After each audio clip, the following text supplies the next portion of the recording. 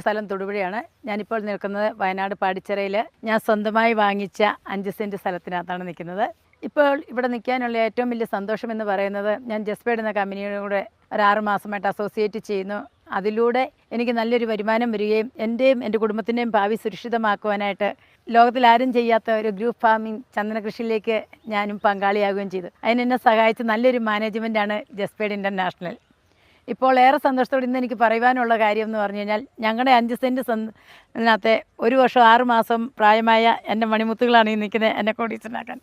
അതോടൊപ്പം ഒരു 5 സെൻറ്റ് സ്ഥലം കൂടുതലായിട്ട് വീണ്ടും എൻ്റെ മക്കളൂടെ വാങ്ങിച്ചുകൊണ്ട് ഞങ്ങൾ ഒന്നുകൂടി ജസ്പേഡിനോട് ചങ്ക് ചേർന്നുകൊണ്ട് നിൽക്കുന്നു.